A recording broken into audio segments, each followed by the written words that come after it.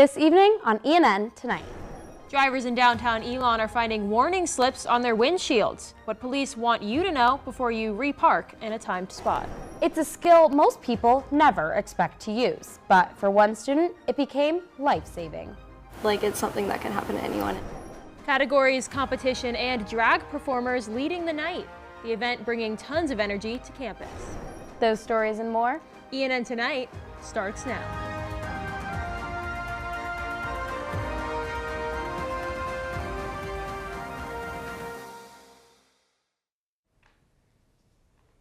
Good evening and thank you for joining us for ENN Tonight. I'm Charlotte Pfabe. And I'm Alice Morrissey. Let's dive right into this week's top stories. 5 years after a deadly shooting in Green Level, the case is now in Alamance County Superior Court, and there's a lot to unpack here. The defendant, Gary Ondead Stepney, is charged with first-degree murder from 2021, and it's a shootout at a trailer park. If convicted, he could face life in prison without parole. Alamance County Sheriff Terry Johnson called it an incident between rival cartels. Stepney is accused of killing Barney Dale Harris, a Union County teacher, and 18-year-old Alonzo Beltran Lara. Stepney's trial began on Wednesday, with witnesses taking the stand. The medical examiners showed the autopsies for Harris and Lara. Harris was shot 10 times, and Lara was shot 3 times. The medical examiner says Lara was shot in close range. Harris was found wearing a bulletproof vest and a mask. Lara was found bound by tape with 3 bullet wounds in the back of his head. They say Stepney, along with Stephen Alexander Stewart Jr. and Harris, planned to rob the home before a shootout broke out. Investigators say more than 1,000 grams of cocaine were found inside the home, which prosecutors say they believe was a stash house. On the stand, Stewart testified he did not know about any plan to rob the house.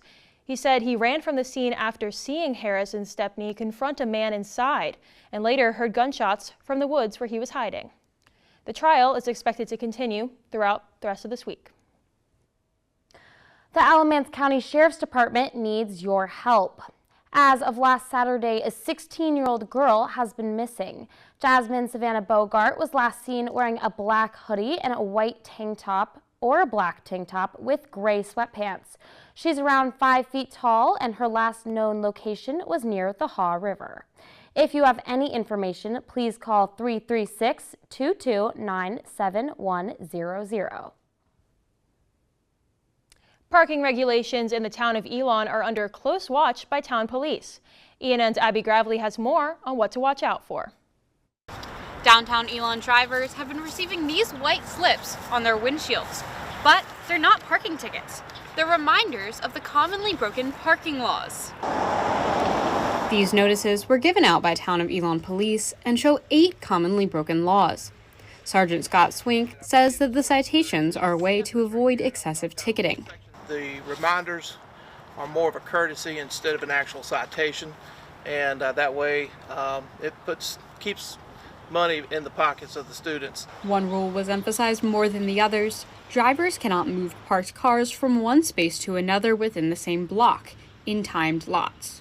This rule also goes for cars that leave and come back in the same day, and some students who park there daily find it frustrating. It says that if I go get food and come back and still park in 2-hour parking, I'm still allowed to get a ticket, which I feel is very wrong.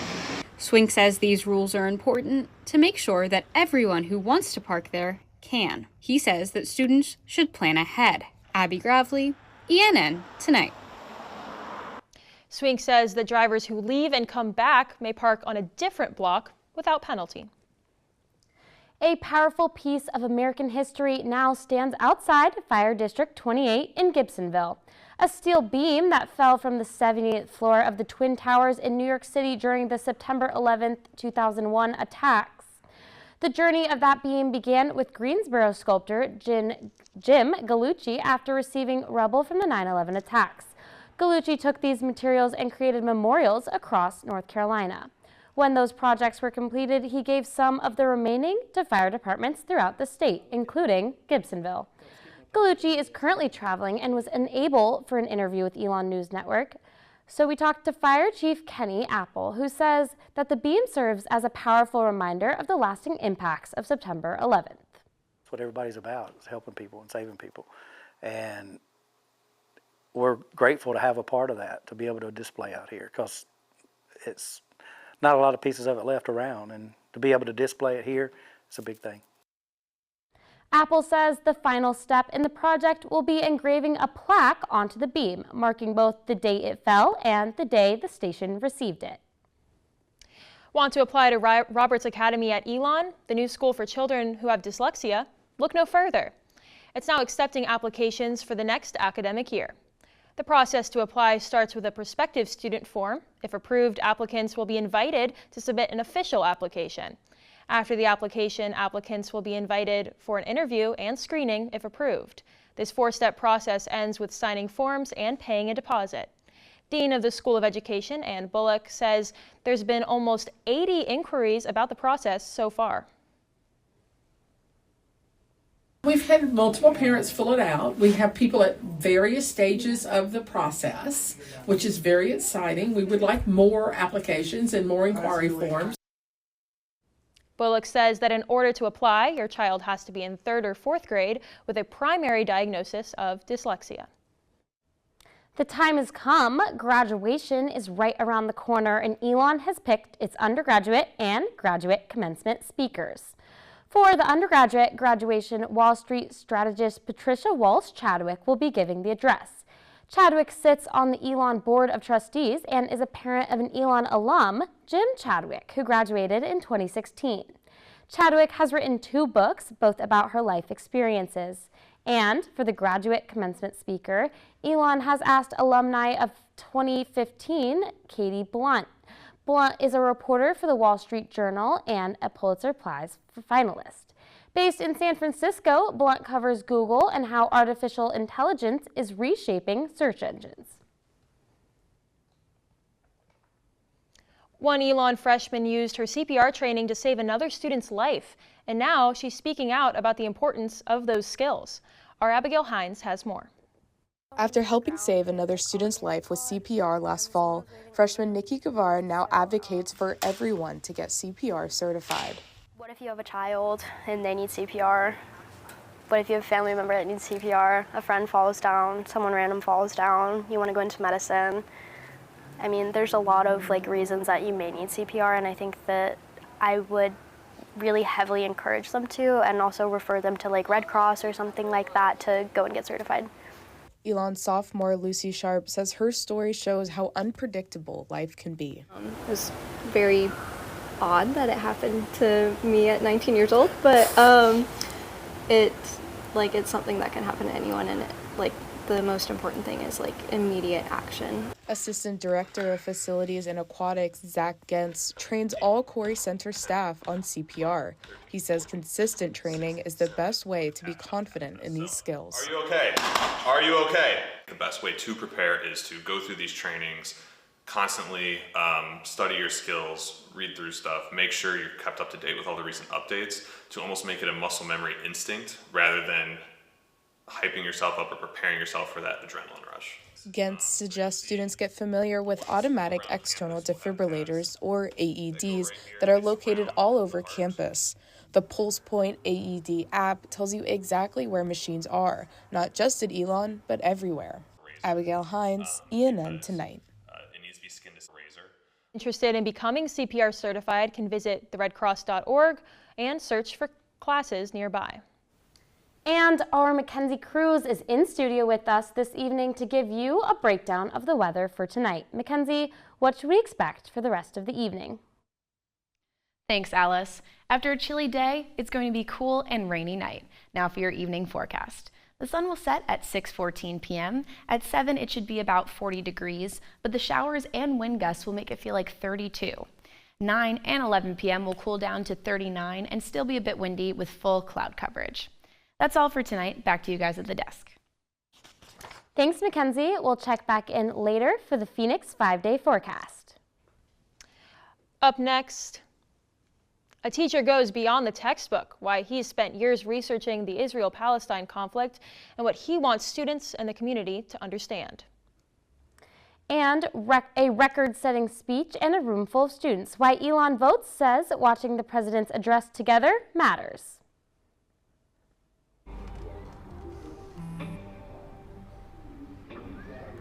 don't know why you're so sad. You've got a roof over your head. You gotta stop with that depression stuff. That's what white people think. You all right? It just feels like it's coming from everywhere. Do you want to talk about it? You can talk to me if you're feeling sad. Whenever you need to talk, I'm here, okay? Whether it's our stories, the warmth of our laugh, or our family's secret sauce, we all bring something different to the table. So make some space. The power of connection is waiting right outside your comfort zone. Learn how you can help strengthen your community at belongingbeginswithus.org/teamup.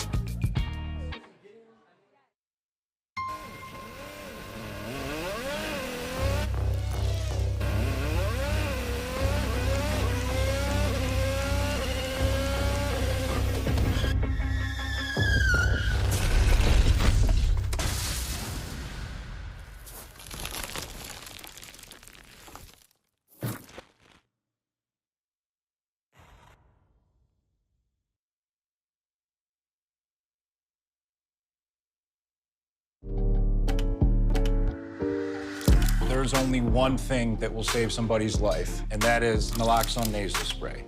Get 911 on the phone, get the emergency responses there on their way.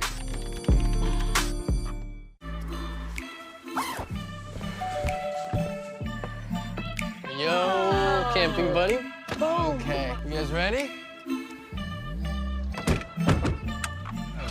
Dude, I thought you were driving. I thought you were driving. Oh, I never said I was driving. I definitely can't drive.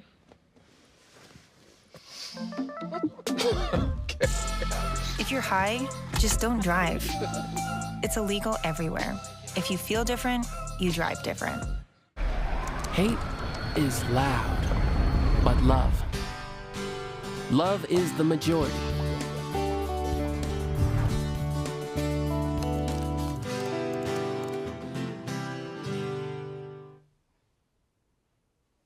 Welcome back, and thank you for watching ENN Tonight. I'm Alice Morrissey. We actually have a live guest in studio with us today. Professor of Sociology Thomas Arcaro, is joining us to talk about some research he did about students' views on the Israel-Palestine war. Now, tossing it over to Charlotte, who's sitting down with the professor. Thank you, Alice, and thank you, Professor Arcaro, for being with me tonight. You actually had an article in The Pendulum this past week, and it is about the Israel-Palestine shift in opinions over this past year of Elon's students. Can you tell me a little bit about that study that you conducted? Sure. As a sociologist, I've been doing surveys on various things pretty much my entire career. And when October 7th, 2023 happened, a lot of us began to learn things that we hadn't known in depth before.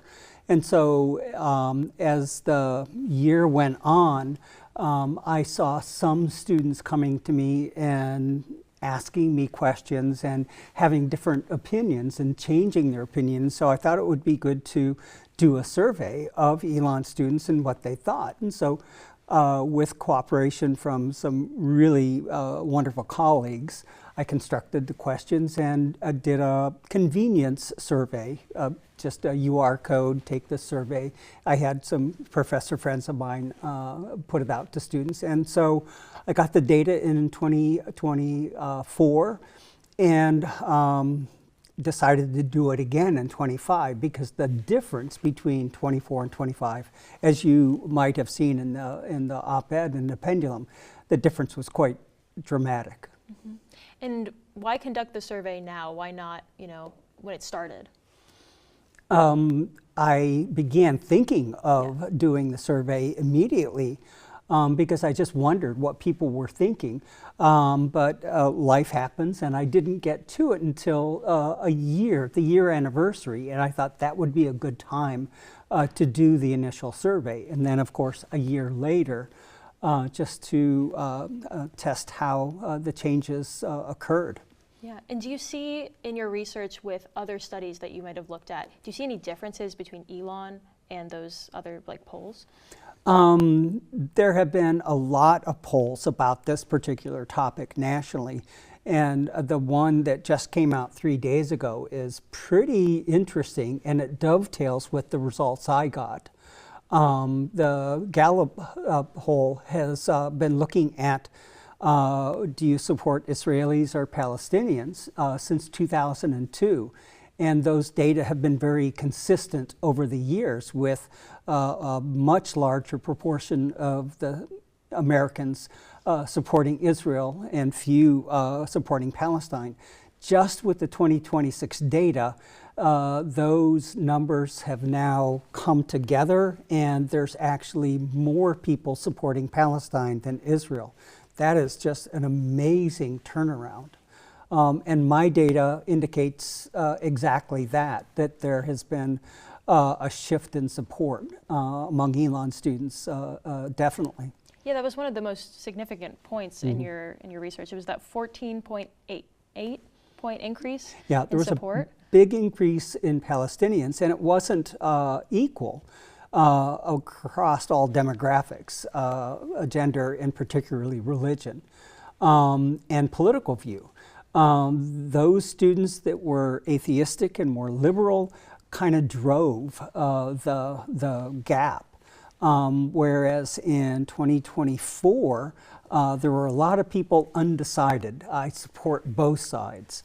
What I found in my data is that the middle pretty much collapsed. It was more polarized, and of the ones that shifted toward Palestinians, they're heavily represented by more liberal and non-religious people. That said, there were some the Jewish numbers did change from a lot of support for Israel to not a great deal, but some increasing support for Palestine. So it's just very fascinating. And I think important. The reason I did the survey was to provide data points for people on campus. This is a very contentious topic. This is very visceral for a lot of people. And I think having data, I'm a sociologist, so of course I think in those terms, having data points to talk about as points of departure for deep conversations is good. So that was the initial impetus behind the survey, is to provide some data for us to look at. Yeah. Well, Professor Arcaro, thank you so much for joining us tonight. If you want to read his op-ed, please check out our pendulum from last week. Thanks, Charlotte. And other political news, Elon Votes hosted a watch party for President Trump's State of the Union address. Around 15 students gathered in Mosley Center to watch Trump's speech, and it lasted a record 108 minutes, a little over an hour. Trump spent most of his address discussing the economy, immigration, and foreign policy. A co-coordinator for Elon Votes, Jordan Lewis, says the event was designed to help students connect with politics in a low-pressure environment. What really inspired us to do this was just provide an avenue, especially if students maybe didn't have access to television, to just come somewhere and just have the opportunity to see what's going on in the country and hear from our leader and see. Lewis encourages students to attend future Elon Votes events and learn about more current policy discussions. In less than 24 hours, the primary elections will be in full swing. Registered Democrats and Republicans will receive their party's ballots at the polls, but unaffiliated voters will be asked which party ballot they want to cast in the primary. Data from the North Carolina Forward Party shows Democratic registration has dropped about 16% since 2009, while Republican registration has grown roughly 13%, with the GOP projected to overtake Democrats by 2029. Nationally, 43% of U.S. voters identified as independent in 2023. If there's a second primary, voters must choose the same party they selected in the first round. Election Day in Alamance County is tomorrow, and ENN's news editor, Miles Hayford, is in studio to give us a rundown on what we can expect. Miles? Thanks, Charlotte. Early voting has been going on for the past few weeks, but tomorrow there will be 9 total races on the ballot. Voters will be able to cast their ballot for all of them. Voters will only be able to choose the Republican or Democratic ballot. Locally, the big ticket race is the Alamance County Sheriff race. Incumbent Terry Johnson is looking to extend his 24-year career as the sheriff. He's facing his first Republican challenger since 2002. Dana Bird-Pasor and Billy Clayton are vying for the position. Pasor told Elon's news network that she's endorsing Clayton, who's a retired state highway patrol commander. Also on the ballot is the primary race for the highly sought-after U.S. Senate seat. Democrat Roy Cooper and Republican Michael Whatley are widely expected to win their primaries comfortably. However, polls will open at 6:30 a.m. and close at 7:30 p.m. Thanks, Miles. We'll keep a lookout for those results tomorrow. The final score doesn't tell the whole story, how one game at Latham Park kept fans on the edge until the end. I don't think that many kids in my son's school even do it. He makes fun of his friend who vapes. He would never try it. She's into soccer. She's on the honor roll. She's just not the type.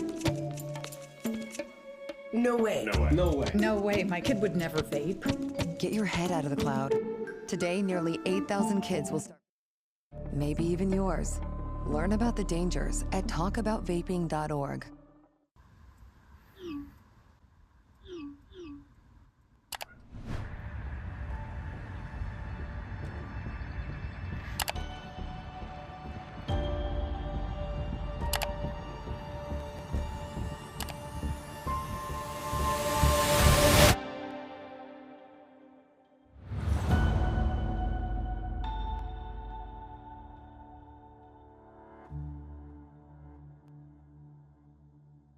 Even more than I wanted a gold medal, I wanted a heart of gold, like the mentors who were my balance beams refusing to let me down, and the coaches who spoke out to anything out of bounds, heroes who never stood on podiums, but stood up for me.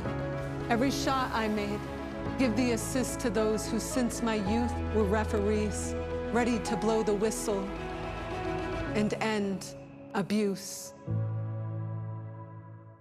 I rescued Toast from a shelter in 2011. I love Toast because she's a lazy diva. Toast does whatever she wants, obviously. She's sleeping right now. She's an epic snuggler. She's so comforting. She's so loving. Toast makes me laugh. When I walked into the shelter, I knew right then that she was special.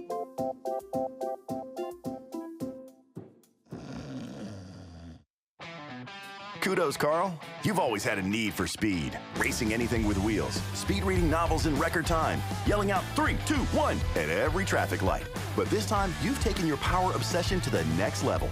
By purchasing this electric vehicle, you've given yourself instant torque that blows your old launch times away, which will keep you saying, woo-wee, every time you punch the pedal. Good for your adrenaline, great for the planet. That's the power of EV.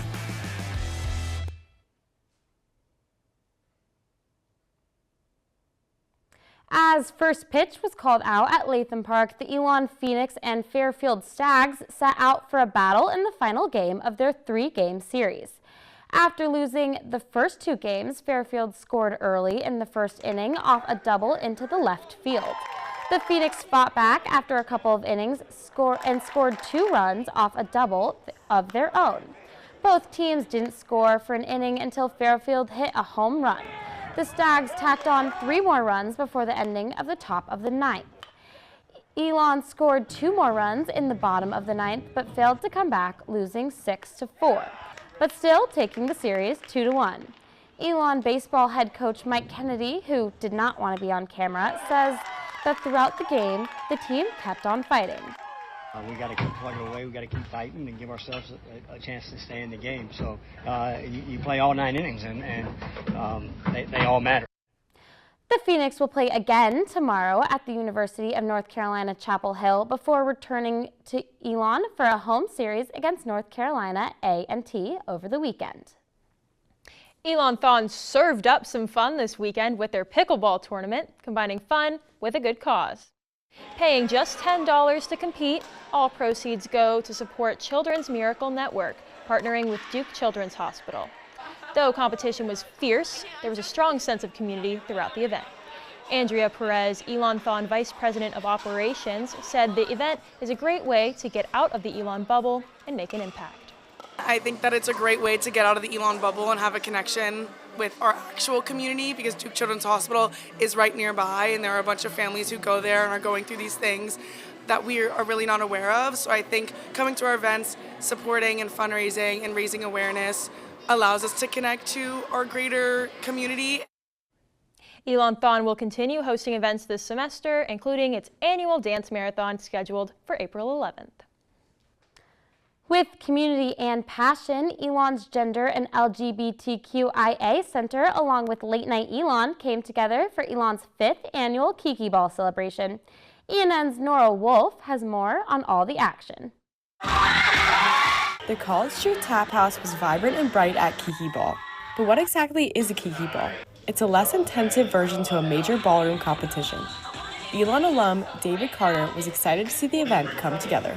Well, it's certainly different than when I was at Elon. I graduated in '92, and we had nothing like this, so it's really wonderful to see. This year's theme was Diamond Dust, and participants brought their own flair to the celebration.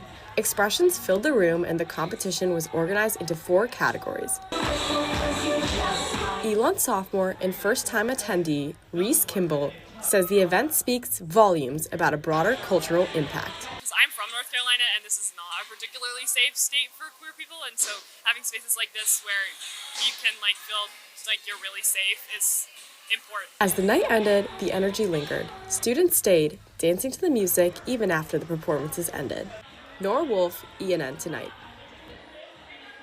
The event was created at Elon in 2021 by 2 graduate students, Jamie Wire and Marjay Jackson, and the annual Kiki Ball celebration has continued each year ever since. Has spring sprung? Find out more with your Phoenix 5-day forecast after the break. Hear that? That's the sound of your life. Perfectly imperfect. But every time you drive after drinking, the music gets drowned out. Your life sounds pretty great. Don't let a buzz ruin it. Buzzed driving is drunk driving. Don't drive buzzed.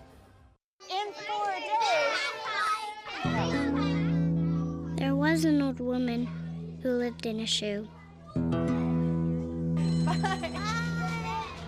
She had so many children. She didn't know what to do.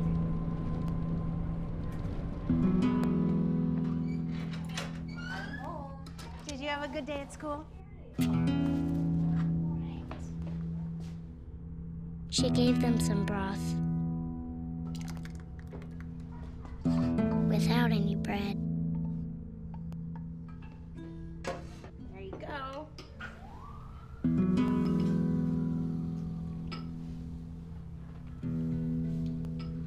And kissed them all soundly. Night night. Good night. And put them to bed. Hunger is a story we can end. End it at feedingamerica.org. Women are bad with money. That's what the world's been saying for centuries. But now we've got something to say. Save it. It's time to save ourselves by saving our money. Until we're no longer 80% more likely than men to live in poverty in retirement. Save it. The falsehoods, the feelings of fault. Then, the funds. Learn how to save for your retirement at wesaysaveit.org. I've always been told I gotta be strong. Thick skin, tough as nails. But to be everything for everybody, it wears on you. Black don't crack, they say. But it can. We all can. Reach out to a friend if you see them going through it. No matter who you are, being vulnerable is what makes us whole. Learn how to help at seizetheawkward.org. Well, that's all the news we have for you this evening. We apologize about not getting to the weather, but it'll be pretty warm this week. You can find us at Elon News Network on all social media platforms for stories, sports, and more. And make sure to follow us on social media at Elon News Network. Have a great night, Elon.